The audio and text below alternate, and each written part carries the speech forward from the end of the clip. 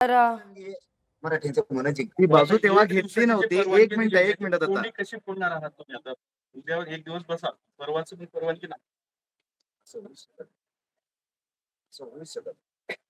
एक दिवसात मग अंमलबजावणी करा, जाऊ द्या. एक दिवसात अंमलबजावणी करून टाका, नाही तर आत्ताच करा ना. इथूनच गुन्हा ट्रॅक करतो आणि शिकण्यात असं कसं होऊ शकतं?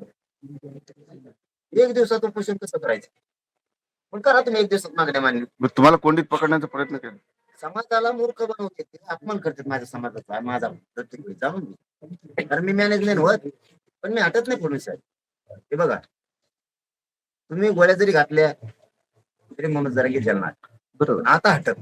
तुम्ही काही शपथपत्र मुंबईच्या आंदोलनासाठी दिलेलं आहे की म्हणजे त्या सगळ्या अटी शर्ती मांडणे आहे, असं काही तुमच्या सहीचं शपथपत्र दिलेलं आहे? पहिल्यापासून तुम्हाला सांगतो, कायद्याचे जेवढे नियम तेवढे मराठा पाळणार आहे, आम्ही पाळणार. पण तो कायदा हे नवीन कोणचा पण काढायला आता नमुनेबाज कायदा आहे. की कायदा कुणालाच माहित नाही. आणखी तज्ञांनी, वकील बांधवांनी सुद्धा त्याच्यावर अभ्यास केलेला नाही. आणि कोणाला मिळते ऑफिस नाही.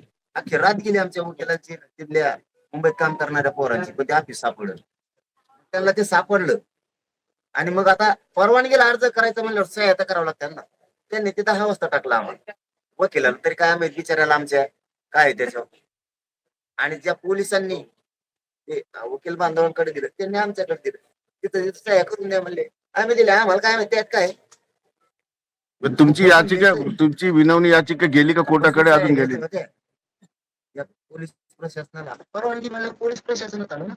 2025 नवीन कायदा काढाय काय कोणती कुणीच वाचलेलं नाही. बरं, आमच्याकडे वेळ कमी होता, आम्ही पटापट सह्या केल्या आणि पाठवून दिलं. तुम्ही ज्या गॅजेटचा वारंवार आग्रह करत आहात, त्या गॅजेटमध्ये केवळ समाजाच्या नोंदी आहेत.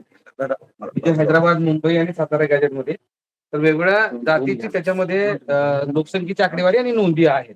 त्यामुळे वैयक्तिक माहिती नसताना निव्वळ गॅजेट मधील आकडेवारीवरून सरसकट आरक्षण देता येणार नाही असा निष्कर्ष शिंदे समितीनं काढलेला आहे. चुकीच्या माहित्या बाहेर फिरू नका. त्याच्यामध्ये स्पष्टपणानं कुणबीची संख्या, उदाहरणार्थ एखाद्या गावाची दाखवली, या ठिकाणी या गावची संख्या 100 आहे, तर तिथले असणारे 36 ते 37 लोक हे कुणबी आहे. त्या असणाऱ्या 1905 असेल किंवा त्याच्या आधीच असेल, काय जी असेल त्या आजपर्यंत झालेल्या 100 वर्षाच्या काळात, ते जर 36 लोक होते, तर एका एकाला 4-4, 5-5 जरी म्हणलं तरी ते 150-200 लागला गेला. आणि त्या 150-200, 4-4, 5-5 म्हणलं तर आता त्याचे 800-900 झाले एका गावात. तशा नोंदी आहेत ते कुणबी. आणि मग ते कुणबी कुठे गेले? चला जाऊ दे, आज सगळेच मराठीत, मग ते कुणबी कुठे गेले? त्यांचे जे पोर आहेत, नातू आहेत, पंतू आहेत, आणि म्हणा हे लावता येत नाही. आम्हाला काहीतरी कळत आहे म्हणूनच आंदोलन धरले आम्ही. आता तुम्ही लोकांना गचपणे समजता का व्हावी, तुम्ही स्वतःला शहाणा समजता. तुम्हाला लोक लय हुशार झाले आता आमच्या भाषा शेतकऱ्याची, त्याला आम्ही काही करू शकत नाही. तुमच्या जरा शुद्ध आहे, कारण तुम्ही येशीत राहता, आज वर्गात झोपाता, पण तुमची चांगली आहे, आम्हाला नाही येत चांगली. आम्ही काबाड कष्ट करून आमच्या आई बापाचे कमर मोडले. त्यामुळे आमचे जे शब्द आहेत ते आहेत.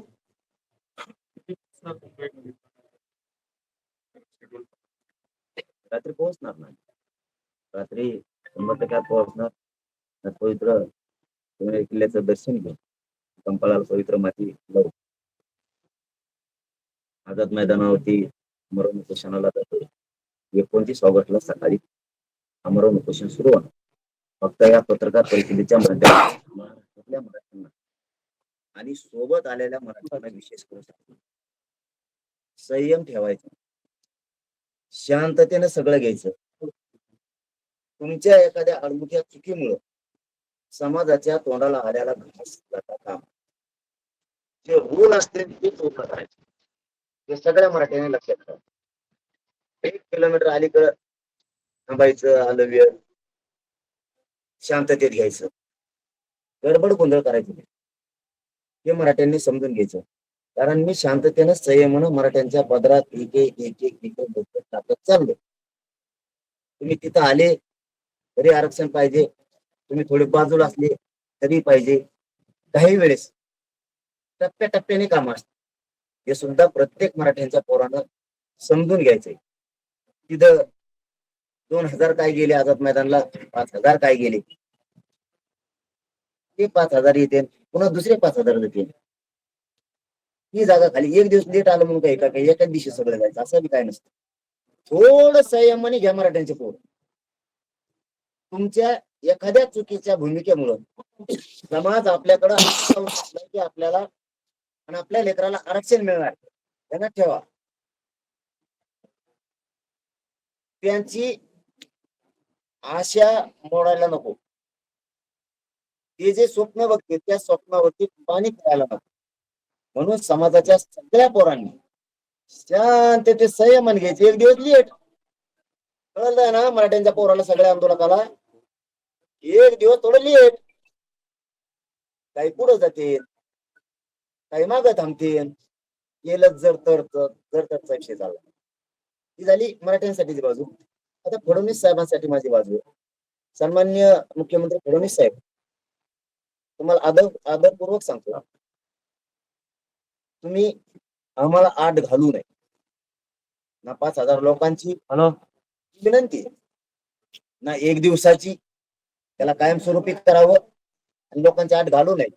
त्याचं कारण हे लोक वाट लावायला येणार मुंबईला, ते वापस जाणारे पण लोक आहेत.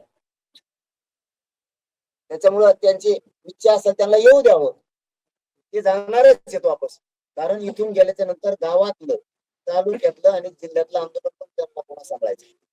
आम्ही आमचे सगळे टप्पे केलेले विजय मिळवण्याचे. त्याचं काही टेन्शन नाही सरकारला, नाही मला बी नाही. आम्ही आमचं सगळं शांततेच्या मार्गाने टप्पे केलेले. एवढी विनंती सन्माननीय मुख्यमंत्री साहेब फडणवीस साहेबांनी लक्षात ठेवावी की आमच्या अटी शर्ती काढून टाकाव्या.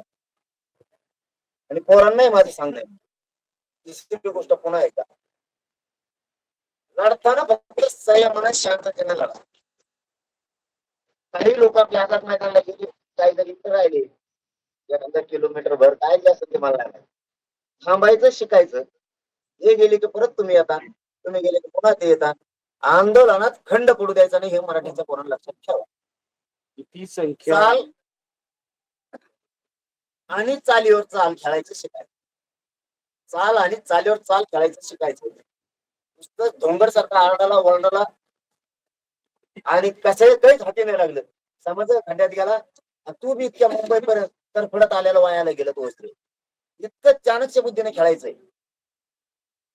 पुन्हा पुढच्या काळात कधी पण मराठ्याच्या डोक्याला डोकं नाही लावलं. म्हणून संयमाने घ्यायचं. तर आज एखादीच आज मुख्यमंत्री म्हणते याच्या सगळे कायमस्वरूपी परवानगी पण असंही म्हणते. आशावादी राहा. मी आशावादी 2 वर्ष राहिलो म्हणून माझ्या समाजाने काहीतरी देऊ शकतो. तर आता समाजानं तुम्हाला पाठवलं, तुमच्या खांद्यावर जबाबदारी काय, हे पूर्ण आरक्षण घेऊन येणार. मग ते कसं मिळवायचं ह्या दिवसात आडमुठ्यापणा करायचा,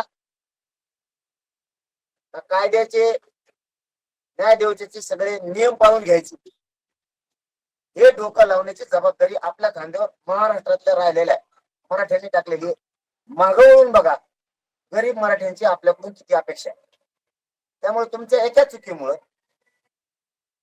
तुमच्या आडमुठ्यापणामुळं समाजाला डाग लागता कामा नये, हे सगळ्यांनी समजून घ्या. आज जोडून सगळ्यांना सांगतो, थांबले, पुढे गेले, ते माघारी आले की हे गेले, तुम्ही गाडी लांब चालले का, तिथं बसायचं. आलाच परत तो गेला की राऊंड मोकळं झाले की बसला दुसरा. टेन्शन नाही घ्यायचं. आणि ज्यांना वापस जायचं उद्या त्यांनी शांततेत वापस जा. कारण मीच बोली केली, कामाचे दिवस आहेत आणि आंदोलनाचे दिवस आहेत, 2 बाजू सांभाळायच्या तुम्हाला. त्यामुळे तुम्ही वापस जा. मला माहिती इथं ग्राउंडवर त्रास झाला, राज्यातला 7 करोड मराठा समाज शांततेचे आंदोलन महाराष्ट्रात उतरणार आहे. तुम्हाला आलेल्या सगळ्या पोरांना माहिती. त्या मीडियाच्या समोर सांगायचा विषय नाही. कारण ह्यावेळेस मराठ्यांनी सगळ्या पक्षातल्या आणि सामान्य मराठ्यांनी हे आंदोलन स्वतः हातात घेतले आणि पूर्ण मनावर घेतले. लोकशाही मराठी ऐका, पहा, जागरूक रहा.